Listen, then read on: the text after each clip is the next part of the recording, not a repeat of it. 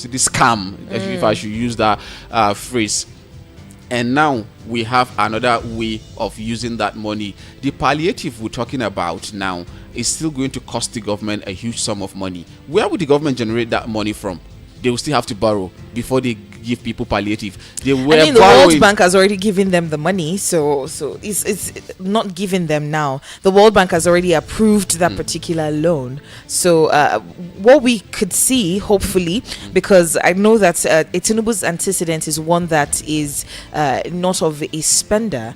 He loves to generate income. He loves to generate income in different aspects. So that's the kind of person he's always been. If you check his antecedents in Lagos State, you would see that he loves to generate income. So one is wondering, this $800 million, are we going to see something that the Buhari's administration was known for? Conditional cash transfers, just throwing money, 5,000 naira, thinking that 5,000 naira will solve poverty.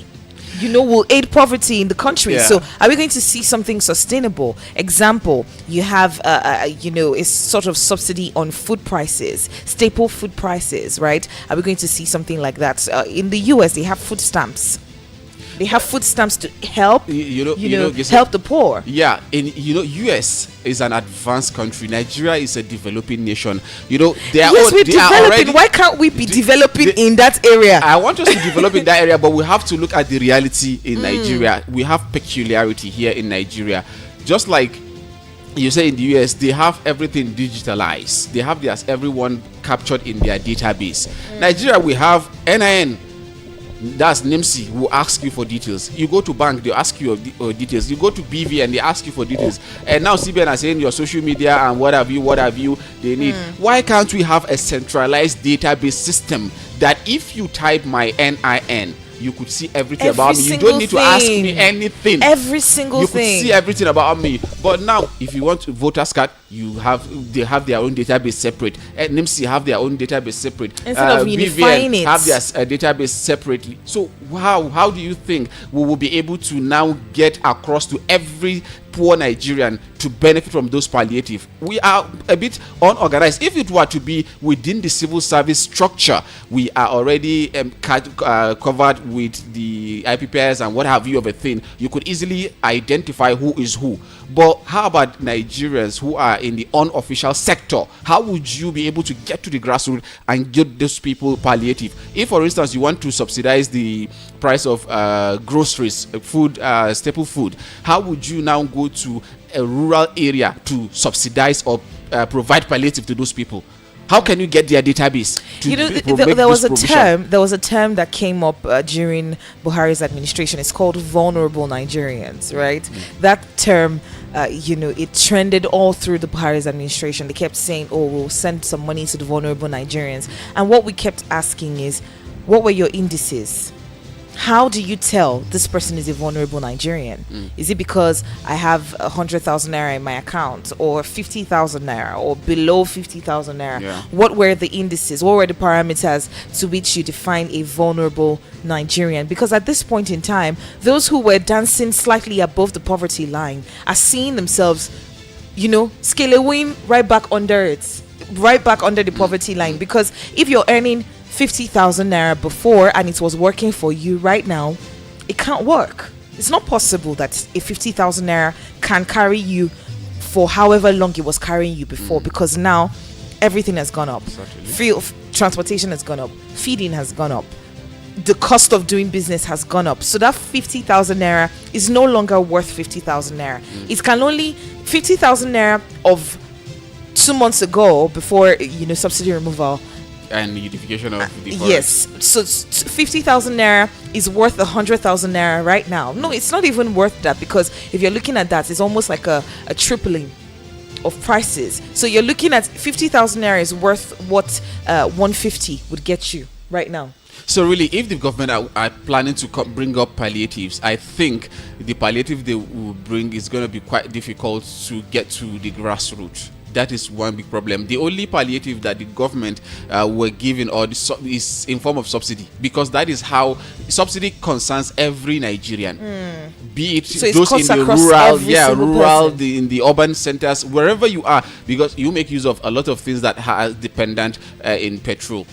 But now that it's taken away, how would you make provision of that palliative? That is the biggest problem that I'm having with this issue of palliative. Yes, I'm very optimistic that we should come up with palliative, but how can the palliative get to every vulnerable Nigerian? That is the biggest problem, and I don't think we have that digitalized system that can give us data about every vulnerable Nigerian.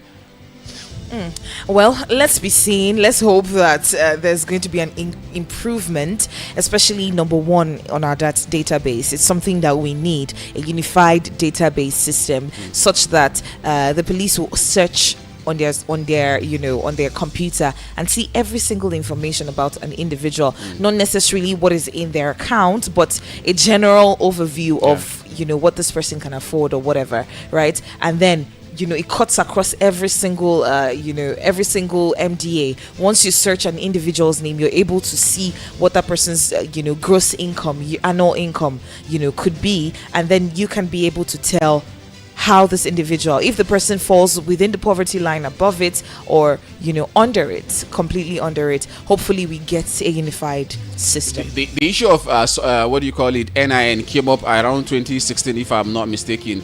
From 2016 till date, has NIMC ever called Nigerians to say, come and update your information?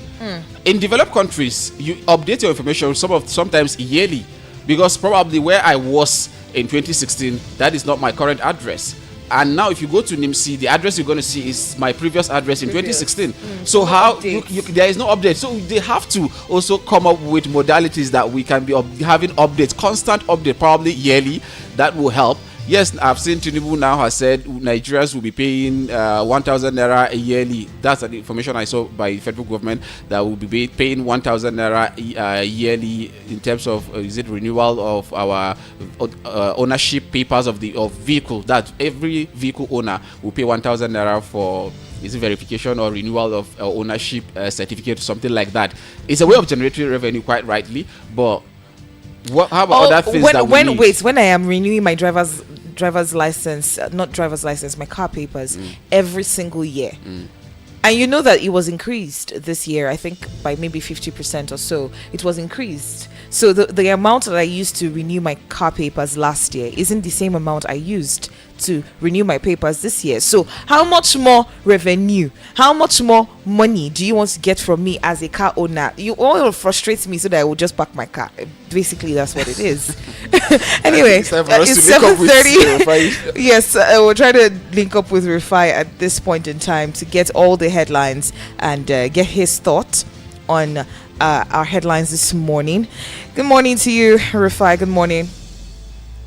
Morning, Baraka, the Salah, to all our Muslim brothers. Wish you the very best. God bless all of you. God keep us united and strong. Bless you all.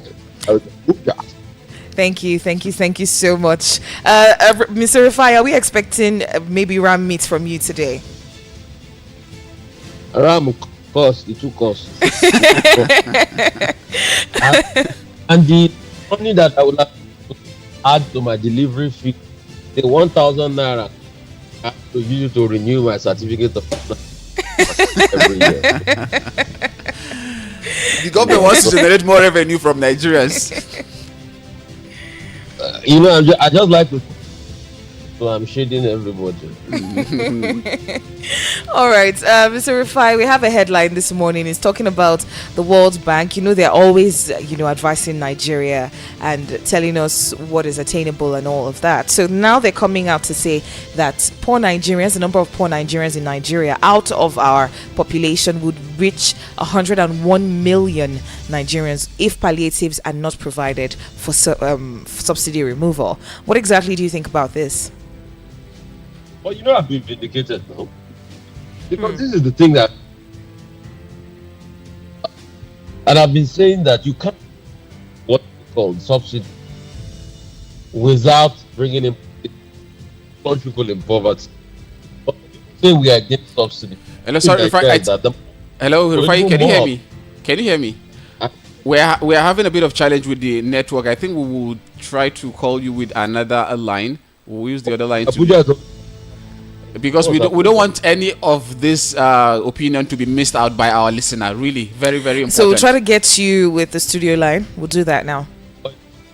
Abuja and network challenge. The seat of power. We need a mast somewhere close to the office. No problem. Call me, man. All right.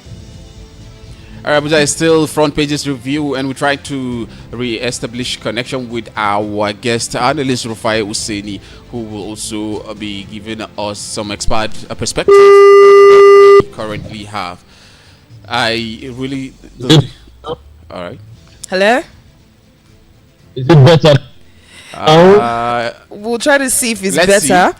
It's as you're talking that the connection gets a bit wonky, but let's see how that will play out. But hey, we were talking about the poor Nigerians that would hit 101 million 1 million without palliatives, saying coming from World Bank. Oh my goodness, we're still having challenge with that network.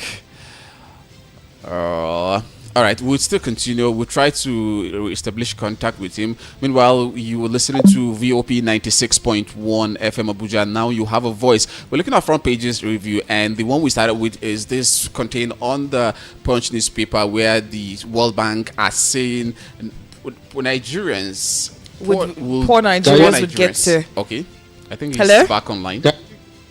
Yes, we can hear you. Could it be from your side? Because we're using two different network and we're having the same outcome. Can you hear me? Yes, we can hear you. Good. So, like I said before, because when you look at that's what I've always argued for, was provide palliatives. And it was obvious that the government removed planning for it. But the problem we have is that the people mob does not understand new against the government for removing. Subsidy has to go, public go, some things have to be done. So I cannot start treating malaria test, isn't it? Is it? Yes. So that's the way it. We must be able to put those in place and ensure that the people start to feel the effect of cushioning effect and pull out the subsidy. So what the world does is that we're going to plunge more people. There are more people already in. And the earlier we realize that we start to do stuff for them, the better it is for us. And now we can build our country better. Can you hear me? Yes, we can hear you, even though it's still cracking, like the network is not as smooth as we expected. Can you call me on the normal line then? All right, let's do that. All right, Abuja, this is VOP 96.1 FM. Front pages review is what we're doing right about now, and today the network is acting up. But let's continue to look at what we are having. Just like we were saying earlier on, that about 101 million Nigerians will be plunged into poverty without palliative, says World Bank. And we're trying to look at it from different perspectives, sharing our own perspective to the topic, especially when you talk about palliative. Hello? Is this better or is it normal like that? It's a lot better now. It's better. So like I was saying, that's not the case. They have to provide palliatives. A lot of people are going out of poverty. It's as simple as that. Their lives are becoming miserable by the day. Look at it, the roads. People are in pain, they're in penury, they're crying, there's war, there's of peace in the life. And that's why you need to. And that's why this 2-month wait was not going to cut it. It's not going to cut it. This 2-month wait that government with labor before the autumn subsidy will be. It's not going to cut it. It's not nice. The pain is so much. Hello? Can you hear me? Yes, we can hear you. All right. We're moving on from the subsidy removal topic, so right? Let me just throw this question to him before we get out of that topic. Mr. Fry, I am having a kind of reservation concerning the measures that the government will take about palliative, even though I don't know what they want to follow or what modalities they want to adopt. I hear you. Speak up. Can you hear me? Yeah, what did you say? Okay, I said my reservation is with regard to these palliative measures that the government will put up for Nigerians. Already we know fuel subsidy due, it was a right move for fuel subsidy to go, as we continue to reiterate, but that is one form of palliative that almost every Nigerian benefit from. Do you think the government will be able to come up with a replacement of that kind of palliative, sort of something that will get to the grassroots, that every vulnerable Nigerian can benefit? Do we have that system in place in Nigeria to be able to distribute palliative to Nigerians deep down to the grassroots? Okay, so the problem is, what you can only do is to improve outcome. That money, can you invest it in health? Can you invest it in education? Those are the best parts, if you ask me.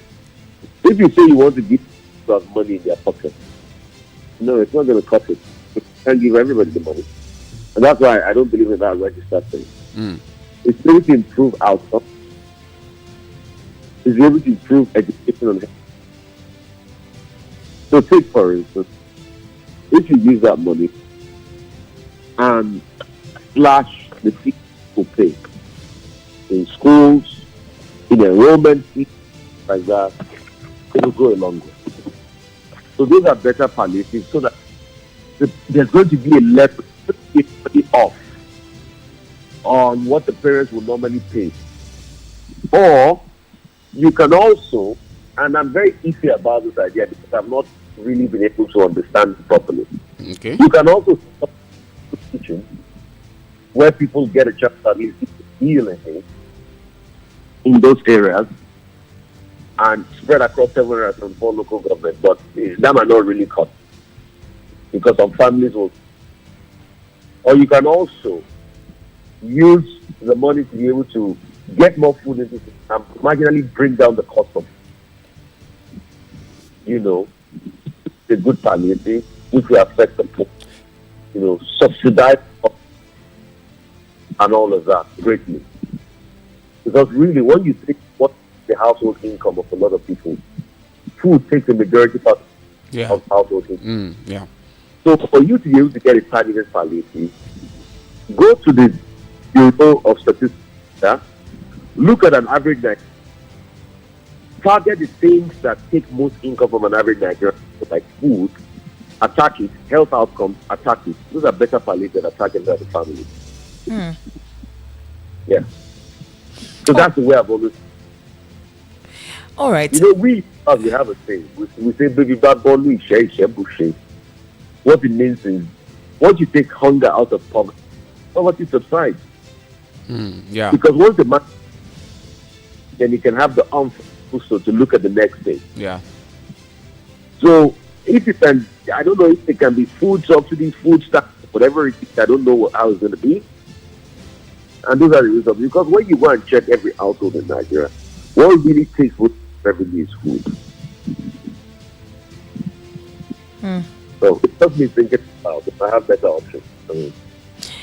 Okay, Rufai, we're having an issue with database collecting information about, Nigerians that are in the country.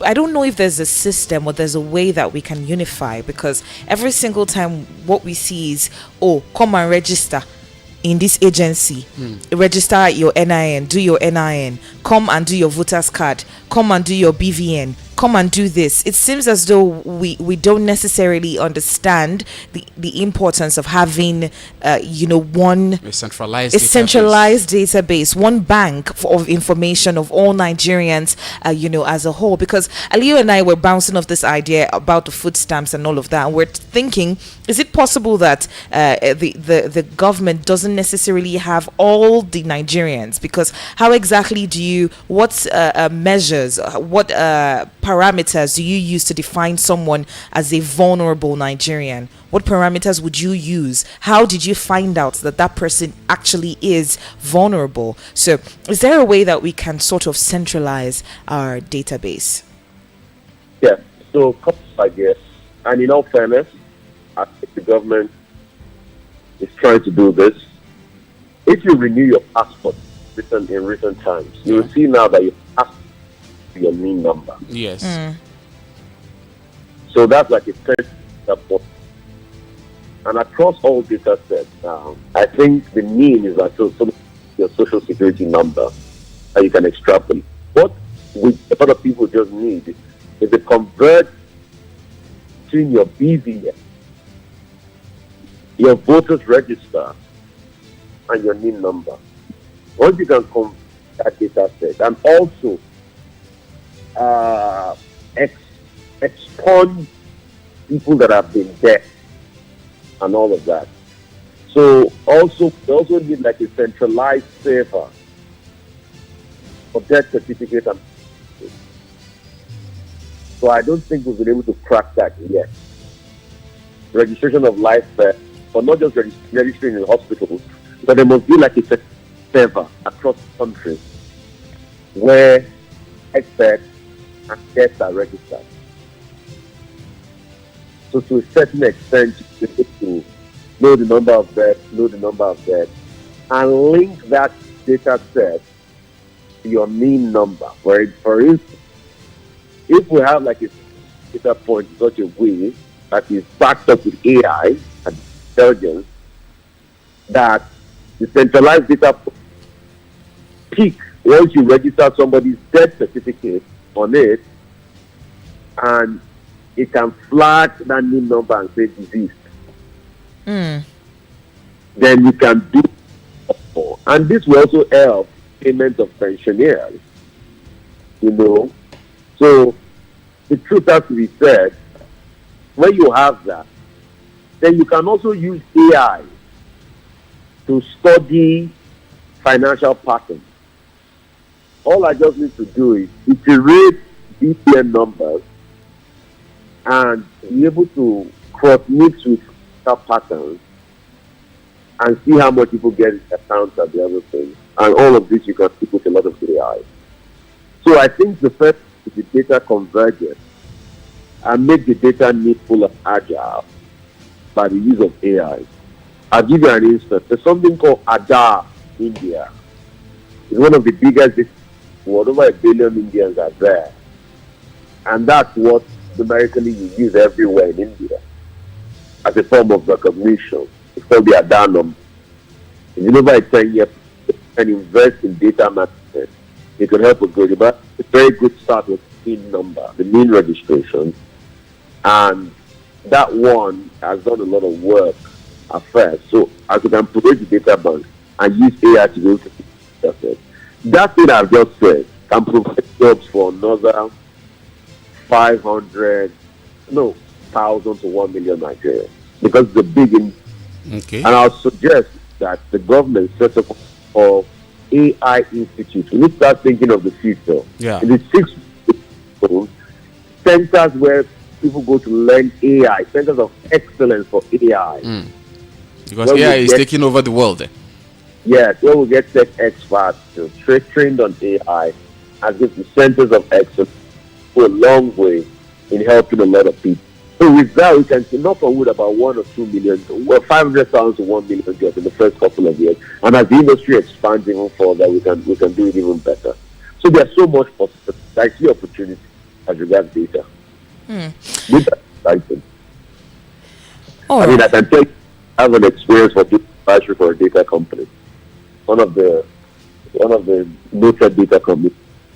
So, All right, Rufai, we're jumping on another headline here, talking about the amount of currency in circulation, jumping from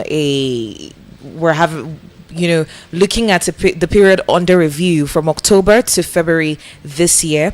And, before it was about 1.54 trillion naira. Now it has jumped up to 3.29 trillion. Pardon me. It was 3.29 trillion naira at the end of October 2022, and it dropped down in February to 982.09 billion at the end of February. But now it has gone up again to 2.53 trillion naira as at the end of May. We understand that there was a cash crunch. you know who caused this?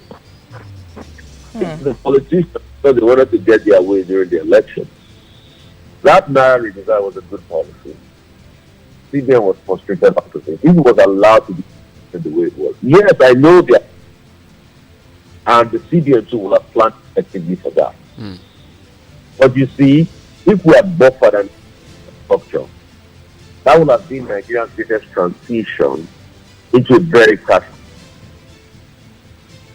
But you see, the banking were not ready because they are not invested in their technology, and there were a lot of transactions, so the barrage on their network. Till date, they are not invested. And I think I want to call out the banks. The banks are good making. I don't know what is wrong with them. You make so much money, plow that money into tech and building your technology, but you don't do it. Most of the banks are really terrible. So if we can do that and get more leverage, that policy could have worked. You see, when you have a lot of cash in circulation, it picks up your inflation. It picks up your inflation. And those are the arguments making there. But you see, politicians had their way because it was so incumbent on them. They had to take the government to the Supreme Court. And these are the politicians that they will never take the government to court over the insecurity now and the hardship people are facing for subsidy. But then, because they wanted to win elections, they did everything possible. Now we are back to square one. The problem has risen. We had a golden opportunity. The CBN too did not do work well in terms of what I call scenario planning on situations. But it was the right move. It was a good move. And it was going to change their forever. But we lost the opportunity. And that's the problem I have with politicians. It's always about them. Not about the people they claim they love us.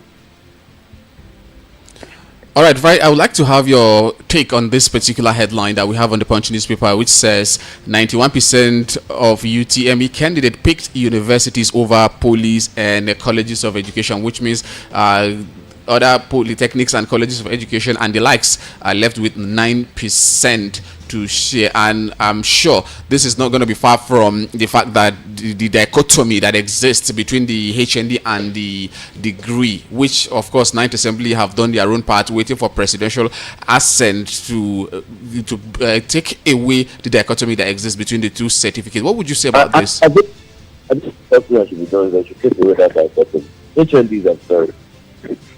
They should take away that disparity between HND and BS. Let people go to politics. Let's have a positive educational process. Honestly, we should stop doing this. That's why I see a lot of people want to have any university. Have a lot of mushroom universities everywhere. Sometimes you see a university graduate, there's nothing great stuff. And in the workspace, I'm starting with meeting a lot of them when you wonder, what school did they go to? In standard 6, but years away from most university graduates now. And every secondary school of many years ago is better than the university graduates now. So they are not properly trained. But let's use that system, remove that dichotomy, let the system break, and let's celebrate those that went to polytechnics.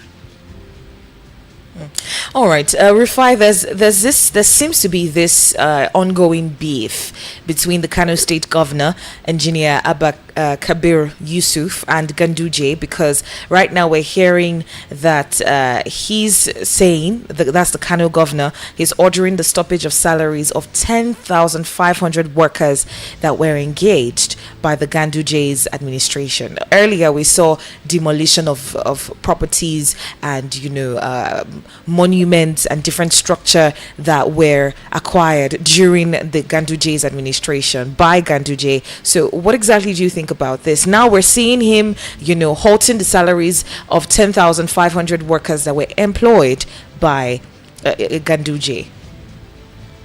I mean, they shouldn't halt the salary. It was to do evaluation and without this. They should keep paying their salaries. Actually, I think he's going overboard the government. This, what is it called? This movement of vendetta. It's not going to do anything. I'm not saying you should not do what. Don't get me wrong, please. But I'm saying this first level of vendetta is not going to do. Focus on the development. That's just it. You're damaging, roundabout, doing all sorts. He's just doing the most. If you really chill, him someday. Nothing like careful. All right. Thank you so much, Rufai, for having a conversation with us this Wednesday. Thank you. We're expecting our ram meet. We're expecting it. You can we bill it. We don't mind. You can we bill it. We'll go and pay the delivery fee.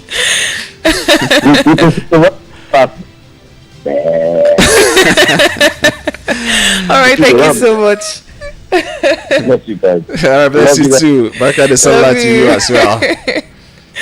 All right, so you're listening. Thank you so much for joining us this morning. It is the Salah edition of the Front Page Review. Do you have something to say, Aliyu, before we wrap up? Yeah, really. Yeah, I just want to share same sentiment with Rufai concerning this issue of Kano State governor's activities. It's really going overboard, if I should say that. It's taking things too far.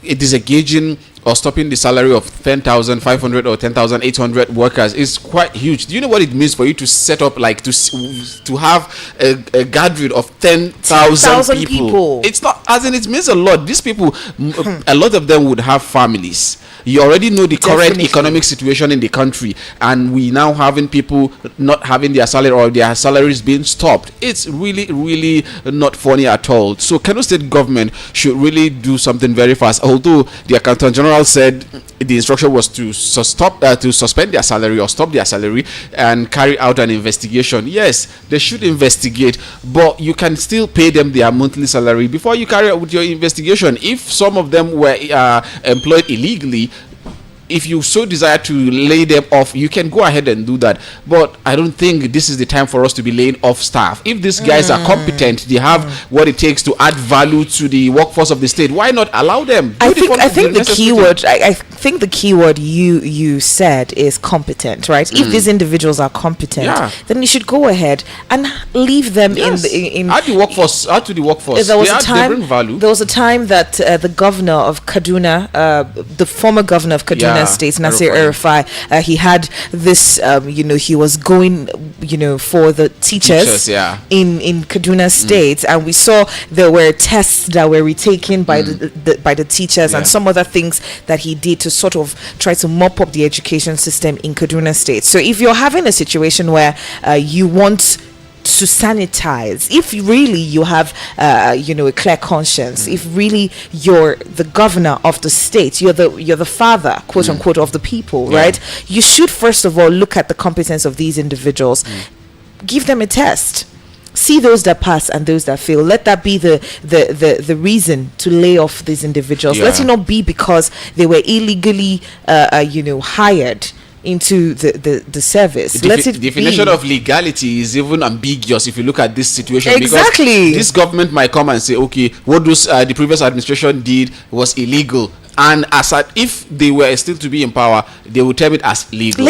Exactly. So the definition of illegal and legal seems very ambiguous in this situation.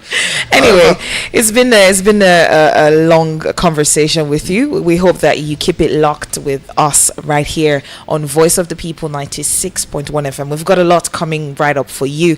But in the meantime, we're saying Baraka de Salah and have yourselves a wonderful, wonderful holiday. And don't forget our Salah meet. We're here in the studio waiting for it. Good morning. Good morning.